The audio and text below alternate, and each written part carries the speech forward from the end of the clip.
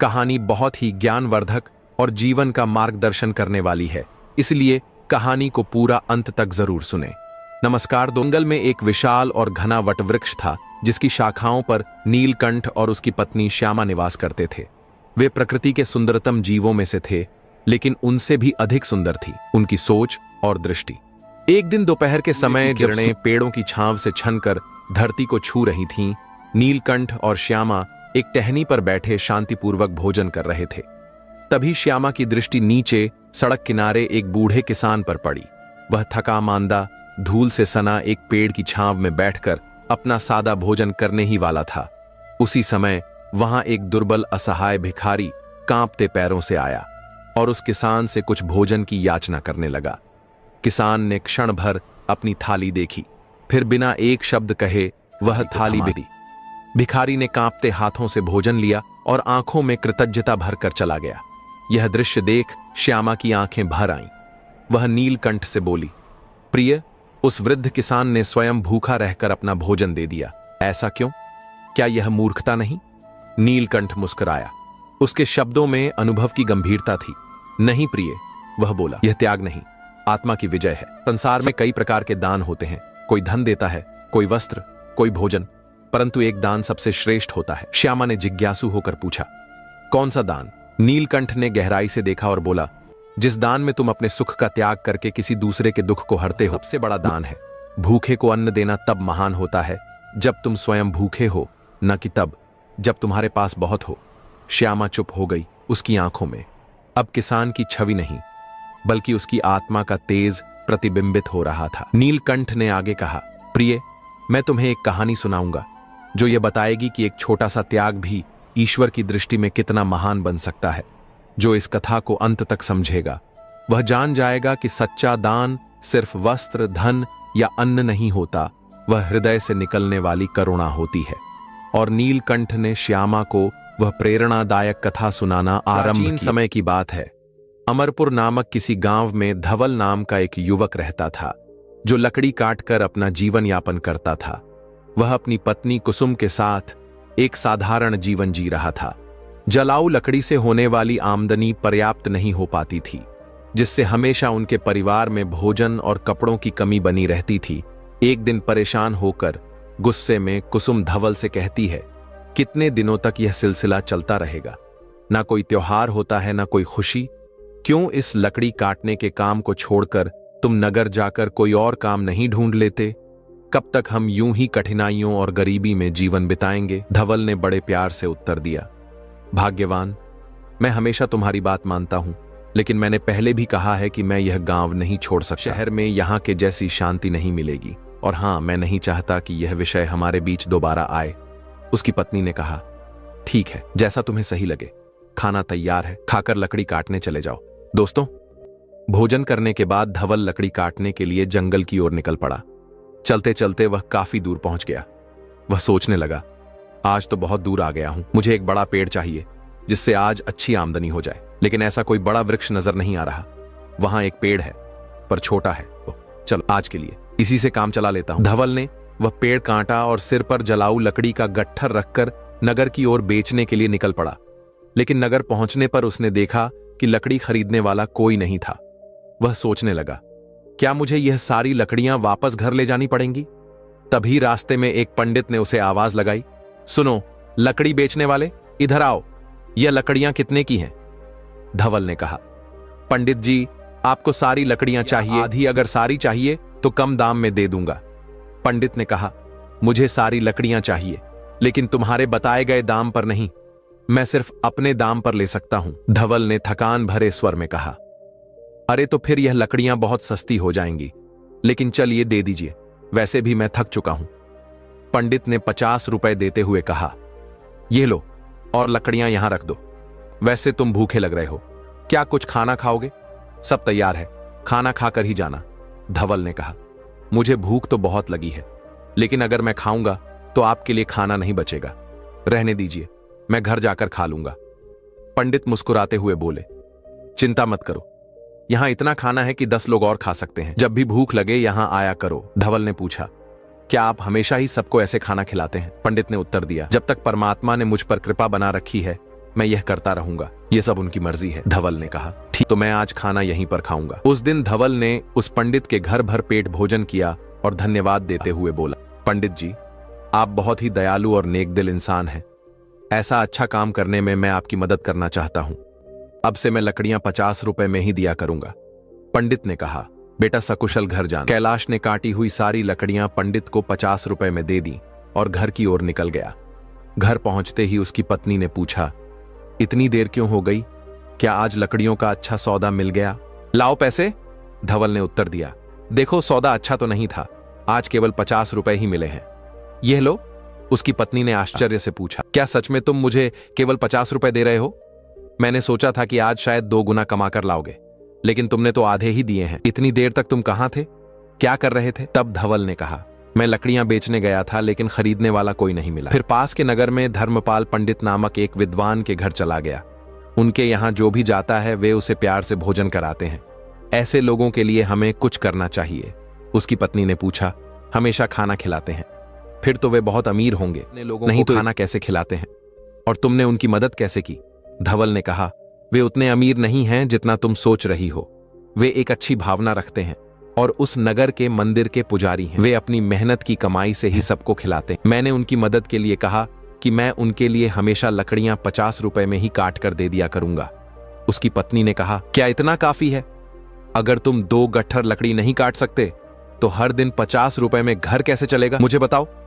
धवल ने उत्तर दिया, मैं अपनी हर कोशिश करूंगा और जो भगवान की इच्छा होगी वह होगा। आज मैंने उनके घर खाना खाया है, एक दिन तुम्हें भी वहां ले चलूंगा। इसके बाद धवल ने हर दिन जलाऊ लकड़ी काटी और अपने वादे के मुताबिक पंडित को सिर्फ 50 रुपए में ही बेच। एक दिन पंडित भोजन करने बैठे ही थे कि बाहर से आवाज आई, पंडित महाराज लकड़ी लेकर आया हूं, यहां आकर लकड़ियां ले लीजिए सकूं ताकि मैं जा सकूं। पंडित ने बाहर आकर कहा, धवल, मैं तुम्हें 50 रुपए नहीं दे सकता, तुम अपनी लकड़ियां वापस ले जाओ।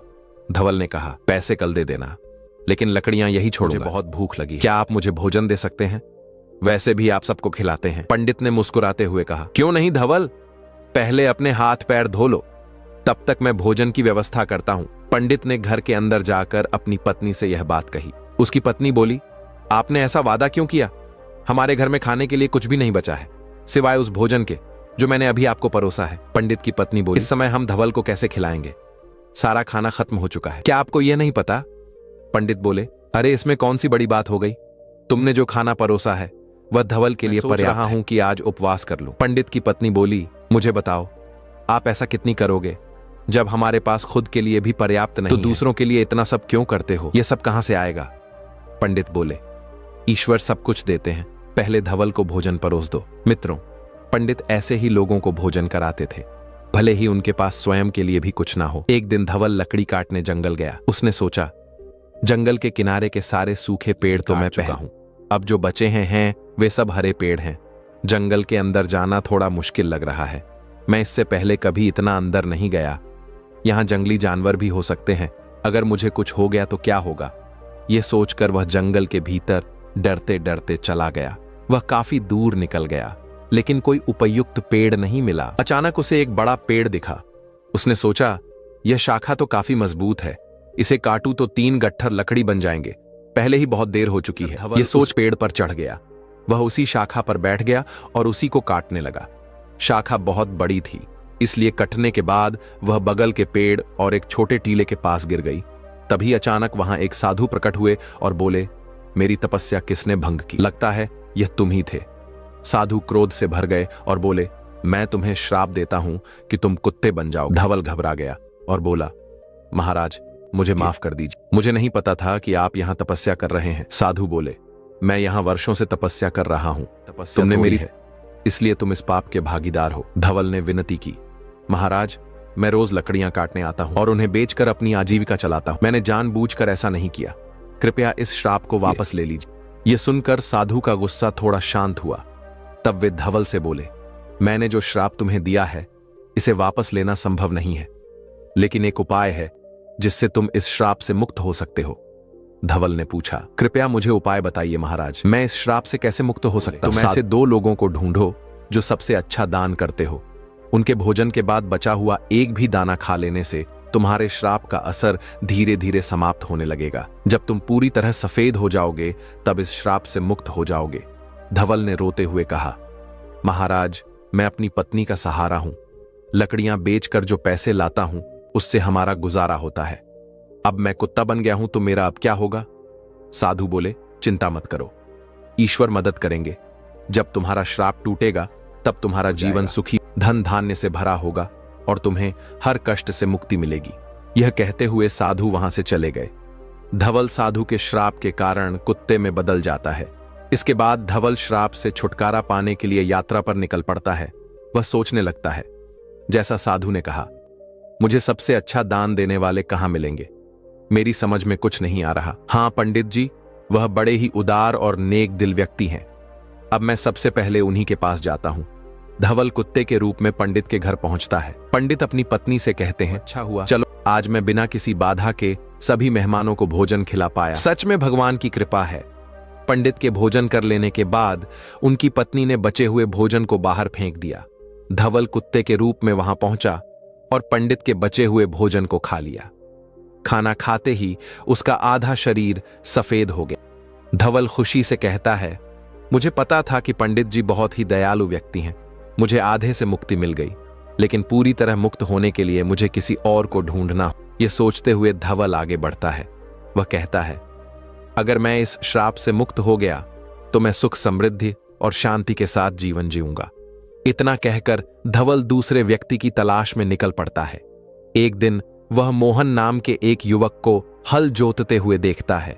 धवल कुत्ते के रूप में उसके घर के सामने बैठ जाता है। तभी राम नाम का एक व्यक्ति वहां से गाय लेकर जाता है। वह कहता है, मोहन बहुत ही नेक इंसान है। वह सिर्फ मुझे ही नहीं, कई और लोगों को भी गाय दान कर रहा है। ऐसे व्यक्ति को आशीर्वाद मिलना चाहिए। धवल यह सुनकर सोचता है, वाह, आज मुझे श्राप से मुक्ति मिल जाएगी। मोहन भी पंडित जी के जैसे ही दयालु होंगे। अब देखता हूं वह कब भोजन करते हैं। धवल वहां बहुत देर तक इंतजार करता है। मोहन ने जब भोजन किया और पत्तल को बाहर फेंक दिया तो धवल तुरंत उस पत्तल पर बचा हुआ खाना खा लेता है। लेकिन यह देखकर वह हैरान रह जाता है। वह कहता है, अरे मेरे शरीर का रंग नहीं बदला। मोहन ने तो गाय का दान भी किया था, फिर भी यह क्यों नहीं हुआ? मुझे कुछ समझ नहीं आ रहा। थोड़ी देर बाद पंडित जी के घर के बाहर आकर बैठ गया। वहां उसने दो युवकों को बातचीत करते हुए सुना। पहला युवक बोला, अरे भाई, आज मोहन ने फिर गाय का दान दिया। दूसरा युवक बोला, हाँ, वह चाहे कितना भी बड़ा दानी दिखे, लेकिन हमेशा नगर के बाहर वालों को ही बुलाकर दान करता है। सच जानोगे तो हैरान रह जाओगे। उसकी सारी गाय 2 महीने से ज्यादा दूध नहीं देती। पहला युवक चौंक कर बोला, क्या? अगर वह ऐसा करता है तो उसे अवश्य ही पाप लगेगा। हमारे राजा की तरह कोई और नहीं कर सकता। वह एक महान एक हफ्ते खाना बांट रहे हैं और कल आखिरी दिन अन्य दान के साथ वस्त्र दान भी करेंगे। राजा खुद वहां सबके साथ एक हफ्ते से खाना खा रहे हैं। कभी उनके जैसा परोपकारी देखा है कहीं? अरे यह तो कुछ भी नहीं। उन्होंने हमारे नगर में अच्छी सड़कें बनवाई हैं, हर जगह कुएं और तालाब खुदवा दिए हैं। सच में उन्होंने हमारे लिए बहुत कुछ किया है। ऐसा धर्मात्मा मैंने कभी नहीं देखा। ये बातें सुनकर धवल बहुत खुश हुआ। उसके मन में विचार आया, चलो अब तो तय है कि मुझे मेरे श्राप से मुक्ति मिल जाएगी। मुझे तुरंत राजा के पास जाना चाहिए। वह राजमहल में नहीं बल्कि लोगों के साथ खाना खा रहे हैं। इस अवसर का लाभ उठाना चाहिए। अगले ही दिन धवल उस जगह पहुंच गया जहां राजा भोजन करा रहे थे। वहां उसने राजा को कपड़े बांटते हुए देखा। वह सोचने लगा, राजा कितने महान हैं। वह भोजन देने के साथ साथ सभी को वस्त्र भी बांट रहे हैं। मैं जिन अच्छे लोगों को ढूंढ रहा था, निश्चय ही यह वही व्यक्ति है। मुझे उनके भोजन के बाद इंतजार करना होगा। राजा के भोजन करने के बाद उस पत्ते को बाहर फेंक देते हैं जिसमें राजा ने खाना खाया था। यह देखकर धवल वहां गया और उस पत्ते में से बचा हुआ खाना खा लिया। लेकिन यह देखकर वह चौंक गया। उसने कहा, अरे ये क्या? इतने महान दानी राजा का भोजन करने के बाद भी मेरा रंग नहीं बदला। यह श्राप तो किसी दूसरी वजह से लग रहा है। मुझे तुरंत उस साधु के पास जाना चाहिए जिन्होंने मुझे यह श्राप दिया। धवल उस स्थान पर पहुंचता है जहां वह साधु को प्रणाम करता है। साधु उसे निराश देखकर पूछते हैं, क्या हुआ? धवल, ऐसा लगता है कि तुम्हें अभी तक केवल एक ही सही व्यक्ति मिला है। तुम्हारा केवल आधा रंग ही बदला है। क्या तुम्हें और कोई नहीं मिला? श्राप मिले हुए भी काफी समय हो गया। धवल कहता है, महाराज, पंडित जी का खाना खाकर मैं आधा ठीक हो गया। इसके बाद मैंने उनसे भी बड़े दानी लोगों को देखा, लेकिन उनके खाने का कोई असर नहीं हुआ। साधु थोड़ी देर रुककर बोलते हैं, इसमें आश्चर्य की बात नहीं है, उनके कर्मों का वास्तविक स्वरूप जानना जरूरी है। आगे धवल कहता है, इसके अलावा हमारे नगर के राजा बहुत धर्मी हैं। 1 हफ्ते तक राजा ने सभी को भोजन कराया और वस्त्र भी बांटे। इतने धर्मप्राय व्यक्ति द्वारा खाया हुआ भोजन खाने के बाद भी मैं श्राप से मुक्त नहीं हो पाया। इसमें कुछ रहस्य जरूर है, समझ मुझे आ रहा है। महाराज, कृपया आप ही बताइए। साधु ने कहा, धवल, जिन जिन लोगों को तुमने देखा उनमें से किसी का दान सच्चा दान नहीं था। मोहन ऐसी चीजें दान कर रहा था जिनकी उसे कोई जरूरत नहीं थी। अगर उसे उनकी जरूरत होती तो वह उन्हें कभी दान नहीं करता। और राजा जो कुछ भी देता है उसे दान नहीं माना जा सकता, क्योंकि वह खुद नहीं कमाता। वह तुम्हारे जैसे लोगों द्वारा दिए गए राजस्व का उपयोग राज्य के लोगों पर करता है। साधु ने आगे कहा, कल के दान में जो भोजन और वस्त्र बांटे गए वे भी राजस्व से ही आए थे। इसीलिए राजा द्वारा किया गया दान नहीं माना जाएगा। वह सिर्फ लोगों का पैसा लोगों पर खर्च कर रहा है। ऐसे में राजा के भोजन का तुम्हारे श्राप पर कोई असर नहीं हो सकता। सही दान वही था जो पंडित ने भूखे को भोजन देकर किया। भले ही उन्होंने खुद नहीं खाया, लेकिन उनका दान सबसे श्रेष्ठ था। इसीलिए तुम्हें और प्रयास करना होगा।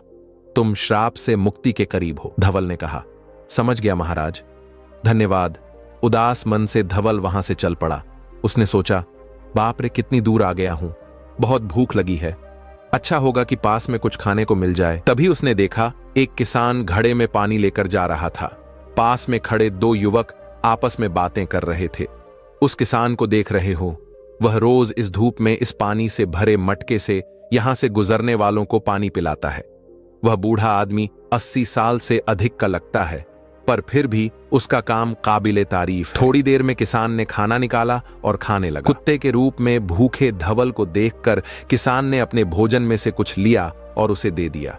जैसे ही धवल ने वह भोजन खाया, उसका श्राप समाप्त हो गया और वह वापस इंसान। उसने किसान को धन्यवाद दिया और खुशी खुशी वापस लौट आया। उसने सोचा, सचमुच दान कभी छोटा या बड़ा नहीं होता। भूख मिटाने वाले पंडित और प्यास बुझाने वाले, इस किसान जैसा होना ही सच्चा दान है। सबसे अच्छा दान वही है जो निस्वार्थ भाव से दूसरों की मदद के लिए किया जाए।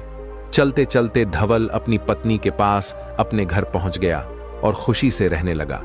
उधर पंडित ने इतना दान कर दिया था कि उसकी आर्थिक स्थिति खराब हो चुकी थी।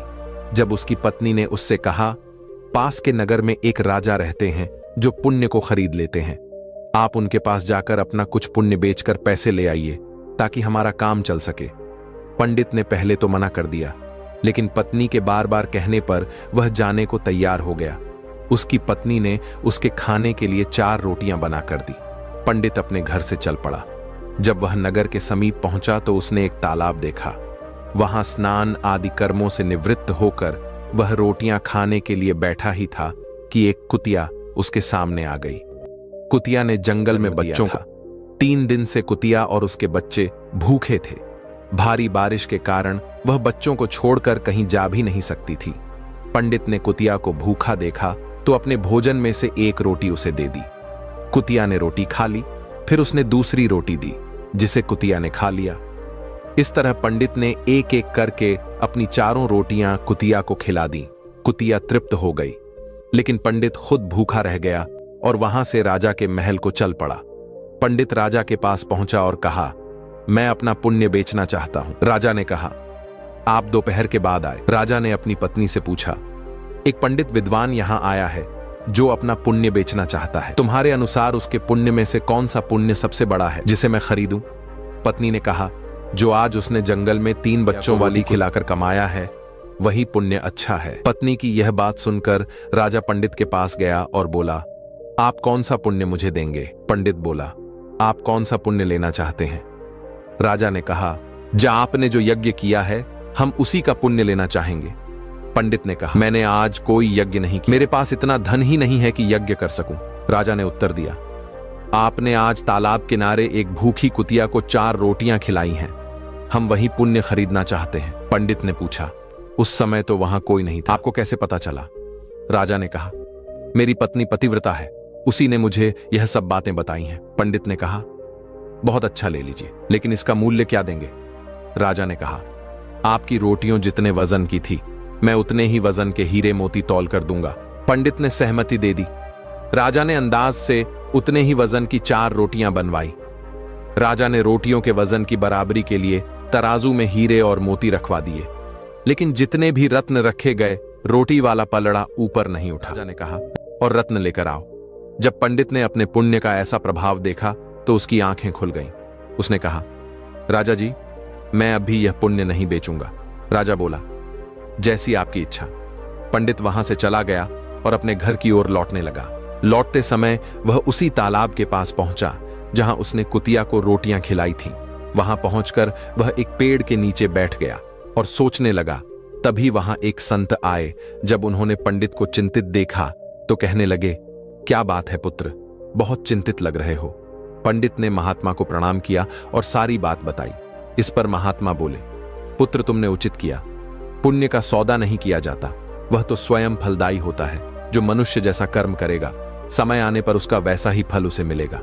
महात्मा की बात सुनकर पंडित को शांति मिली और वह महात्मा से विदा लेकर अपने घर को जाने लगा। तब महात्मा ने पंडित को पोटली देते हुए कहा, पुत्र, इसे लेते जाओ, इसमें कुछ मेवे हैं। रात्रि के भोजन उपरांत इनका सेवन करना तुम्हारा कल्याण होगा। पंडित ने पोटली ली और महात्मा को धन्यवाद देकर अपने घर लौट आया। घर पहुंचकर पंडित ने भोजन किया और टहलने के लिए घर के बाहर चला गया। जब पंडित की पत्नी की नजर मेज पर रखी पोटली पर पड़ी तो उसके मन में पोटली खोलने की उत्सुकता होने लगी। उसने मेज से पोटली उठाई और उसे खोलकर देखने लगी। जब उसने पोटली खोली तो उसके आश्चर्य का ठिकाना नहीं था। पोटली में हीरे पन्ने और माणिक चमक रहे थे। वह बेहद प्रसन्न हुई। थोड़ी देर बाद जब पंडित वापस आया तो उसकी पत्नी ने पूछा, इतने सारे हीरे पन्ने कहां से ले आए? पंडित ने कहा, क्यों मजाक कर रही हो? सूखे मेवे तुम्हें हीरे मोती लग रहे हैं। पत्नी बोली, मजाक नहीं कर रही, मैंने खुद पोटली खोलकर देखी है, उसमें तो ढेर के ढेर बेशकीमती हीरे पन्ने भरे पड़े हैं। पंडित बोला, मुझे लाकर दिखाओ। पत्नी ने पोटली को उसके सामने रख दिया। पंडित उन्हें देखकर चकित। वह समझ गया कि यह सब उसी पुण्य का प्रभाव है जो उसने कुतिया को रोटियां खिलाने से प्राप्त किया था, और वह महात्मा कोई और नहीं, साक्षात परमात्मा थे। फिर उसने अपनी यात्रा का सारा वृतांत अपनी पत्नी को सुनाया। उसने बताया कि किस प्रकार राजसी और तामसी दान का फल सीमित होता है। एक भूखी कुतिया और उसके बच्चों को रोटियां देने के कारण यह चमत्कार हुआ। यह सब भगवान की कृपा और दया का ही परिणाम है। आगे पंडित ने अपनी पत्नी से कहा, यह भगवान का संदेश है कि जरूरतमंद की मदद करना सबसे बड़ा पुण्य है। जो व्यक्ति दुखियों और अभावग्रस्त लोगों की सहायता करता है, उसे ईश्वर अनंत गुणा फल प्रदान करते हैं। दोस्तों, आज के समय समाज में कई लोग दान सिर्फ अपने मान सम्मान और प्रतिष्ठा के लिए करते हैं। दिखावे के दान से ना तो सच्चा पुण्य मिलता है और ना ही इसका कोई दीर्घकालिक प्रभाव होता है। दिखावे का दान कभी कभी व्यक्ति को अहंकार की ओर ले जाता है। दान हमेशा निस्वार्थ भाव से होना चाहिए। जैसे इस कहानी में पंडित ने अपनी भूख की परवाह किए बिना कुतिया और उसके बच्चों को 4 रोटियां दी। उसने सोचा भी नहीं था कि उसका यह छोटा सा त्याग इतना बड़ा फल देगा। मित्रों, इसी तरह यह कथा हमें यह भी बताती है कि जरूरतमंद की सहायता करने का असली अवसर वही होता है जब वह वास्तव में संकट में हो। आपदा के समय दिया गया थोड़ा सा सहयोग भी अनमोल हो सकता है। यह न केवल जरूरतमंद व्यक्ति के जीवन को बदलता है, बल्कि देने वाले के जीवन में भी सकारात्मक परिवर्तन लाता है। जब कोई व्यक्ति त्याग की भावना से प्रेरित होकर दान करता है तो उसके अंदर से माया के मोह का अंत हो जाता है। यह त्याग मनुष्य को अहंकार से मुक्त करता है और उसे ईश्वर के समीप ले जाता है। साथियों, इस कहानी का यही संदेश है कि सच्चा पुण्य त्याग और निस्वार्थ सेवा में है। निस्वार्थ भाव से किया गया दान ही सच्चा और उत्तम दान है। हर मनुष्य को यह प्रयास करना चाहिए कि वह अपनी क्षमता के अनुसार दान पुण्य और जरूरतमंदों की मदद करे। जरूरतमंद की सेवा करना ही सच्चा धर्म है। जैसे पंछी के पानी पीने से नदी का पानी कम नहीं होता, ठीक उसी प्रकार सामर्थ्य अनुसार दान करने से धन खत्म नहीं होता। एक ऐसा कार्य है जिसे भगवान के सबसे पवित्र कार्यों में गिना गया है, लेकिन जैसे जैसे समय बदला है, दान की भावना भी बदलती जा रही है। पहले दान आत्मा की संतुष्टि के लिए किया जाता था, अब प्रतिष्ठा और सोशल मीडिया लाइक्स के लिए किया जा रहा है। लोग अब दान करते समय यह सोचते हैं कि कितने लोगों को पता चलेगा, कितनी तारीफ होगी, कितनी वाहवाही मिलेगी। आजकल दान करते वक्त लोगों के साथ कैमरा जरूर होता है, दाएं हाथ से रोटी दो, बाएं हाथ से वीडियो बनाओ। लेकिन क्या यही दान है? क्या यही पुण्य है? सच्चा दान वह होता है जो निस्वार्थ भाव से, बिना किसी अपेक्षा के किया जाए। ऐसा दान जिसमें दिखावा न हो, घमंड न हो और प्रचार का कोई इरादा न हो। ऐसा दान किसी की भूख मिटा दे, किसी की पीड़ा कम कर दे, किसी के चेहरे पर मुस्कान ला दे, बिना यह बताए कि वह मदद किसने की। एक साधु की कहानी है। वह रोज सिर्फ 4 रोटियां कमाता था। एक दिन जब वो भोजन करने बैठा तो एक भूखी कुतिया अपने 4 बच्चों को लेकर उसके पास आई। उसकी आंखों में भूख थी, पीड़ा थी और शायद उम्मीद भी थी। साधु ने उसकी तरफ देखा, फिर अपने रोटियों की तरफ देखा और एक पल के लिए भी नहीं रुका। उसने वह सारी 4 रोटियां उस कुतिया और उसके बच्चों को दे दी, बिना किसी पश्चाताप के, बिना किसी डर के कि अब खुद क्या खाएगा। उस दिन वह साधु भूखा तो रहा, लेकिन भीतर से भर गया। उसके चेहरे पर जो शांति थी वह किसी राजमहल में नहीं मिल सकती थी, क्योंकि उसने वो किया जो इंसान को इंसान बनाता है, त्याग। ऐसा त्याग जिसमें अपने लिए कुछ न बचाया, पर फिर भी सब कुछ पा लिया। दूसरी तरफ हमने अक्सर देखा है, कोई अमीर आदमी सैकड़ों लोगों को खाना खिला रहा है, लेकिन हर प्लेट के साथ एक तस्वीर भी ले रहा है। हर मदद के बाद एक वीडियो पोस्ट कर रहा है। वह भूख मिटा रहा है, अपने स्वयं को और बड़ा बना रहा है। ऐसा दान धीरे धीरे इंसान को विनम्रता से अहंकार की ओर ले जाता है। दान कोई सौदा नहीं होता, यह कोई इवेंट नहीं है। यह आत्मा की खामोश पुकार का जवाब होता है जब किसी को जरूरत हो और आप बिना शोर के उसकी मदद करें।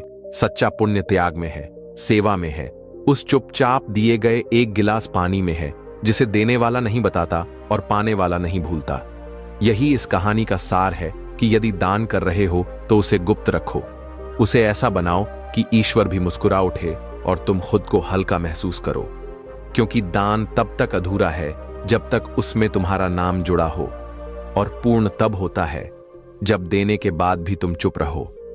असली पुण्य वही है जो त्याग से जन्म ले, जो तुम्हारे हाथ से नहीं, तुम्हारे हृदय से निकले। और जब वह हृदय से निकलेगा तो ना तो अहंकार बचेगा, ना दिखावा, सिर्फ एक सच्ची करुणा और शांति रह जाएगी। कभी किसी बच्चे की आंखों में भूख की चमक देखी है? वो एक रोटी के बदले दुनिया की दुआएं दे देता है, और क्या पता उसी मासूम की दुआ से तुम्हारे जीवन का संकट कट जाए।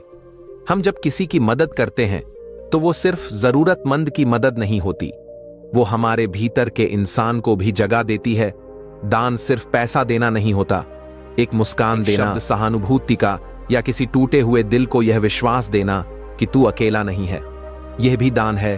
कभी कोशिश कीजिए, बिना बताए, बिना नाम के, बिना दिखावे के किसी की मदद करने की, फिर देखिए कैसा सुकून मिलता है आत्मा को। सच्चे दान की सबसे बड़ी पहचान यह है कि दूसरा व्यक्ति भूल जाए कि उसे किसने दिया, पर आप कभी न भूलें कि आपने क्यों दिया। दान देने से हाथ कभी खाली नहीं होते, बल्कि दिल भर जाता है और आत्मा झुक जाती है। जहां अहंकार होता है वहां पुण्य नहीं टिकता, और जहां विनम्रता होती है वहां भगवान खुद निवास करते हैं। जो मदद करता है चुपचाप, उसके लिए ऊपर वाला तालियां बजाता है। आज जो आपके पास है, समय, शक्ति, पैसा, वो सब भगवान का दिया हुआ है। जब आप किसी जरूरतमंद को उसमें से थोड़ा भी दे देते हैं तो आप ईश्वर की इच्छा पूरी करते हैं। कभी किसी गरीब मां की आंखों में तब देखिए जब उसके बच्चे को भरपेट भोजन मिल जाए।